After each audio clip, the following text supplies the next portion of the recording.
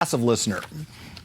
This is something where I know he's basically going to give us a fantasy land view of San Diego, that everything is fine. Oh, he certainly will throw out some lines like homelessness is an issue and we must address it. This will be the year that we make homelessness an issue.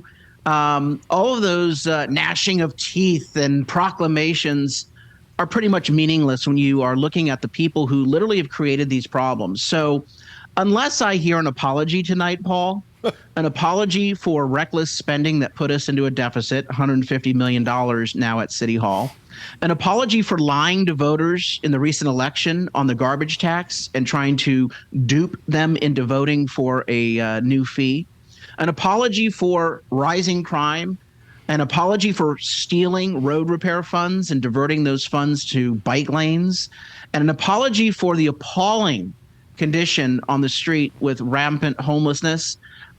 You basically can ignore this. This is basically gaslighting. It's an hour-long gaslighting session organized by politicians.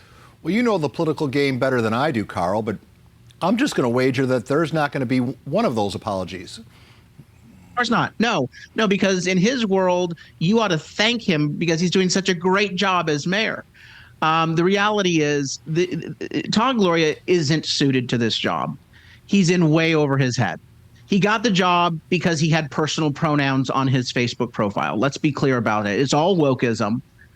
We don't really have a serious manager at City Hall, and so we're having a lot of problems with the budget. And he's unwilling to tackle the problems that are getting worse. If he wanted to do something about homelessness, he would declare that housing first is a failure and that we can't build our way out of homelessness, that we have to actually get to the root cause and treat our way or fix our way out of homelessness by dealing with mental health and substance abuse issues. The only way to address that is to empower police to do their jobs. And Paul, you and I have both spoken to the police officers on our streets. They are begging us to cover this story because they see the lives that we're losing every day. They see the impacts in the neighborhoods and they know they can do something about it. But Todd Gloria refuses to let them. That's the truth. If I actually saw a State of the City address where you had a mayor say, hey, I've learned and the police have told me that this is what needs to happen and this is what we're going to do, then I would say that there's some hope. But otherwise, this is nothing more than a PR stunt. And sadly, all the other networks in town, with the exception of KUSI, they will give him accolades. They are cheerleaders with their pom-poms as San Diego continues to slide further into disrepair. Well, that we can agree on. Carl, I wish you'd come to OB and have a beer with me sometime and just see how the homeless situation is growing unchecked. And I'm seeing it everywhere. No, believe me, it used to be that people would say homelessness is a downtown problem. That was about a decade ago.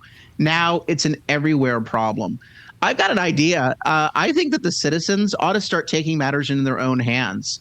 Yes, we can change policy at the upcoming election, and the 2024 election will be here sooner than you think. The filing deadline for that is actually this year in about 10 months. We're already recruiting candidates, but we need to start embarrassing the politicians. How about we name all the homeless camps in San Diego after a politician? I love the fact that KUSI refers to homeless camps as Gloriavilles. I call them Gloria holes. But let's call each of these camps after the politicians. Let's name the camp after the politician. Let's mock them because their performance is mock-worthy. And we need to light a fire under their feet to get the change in policy to make improvements.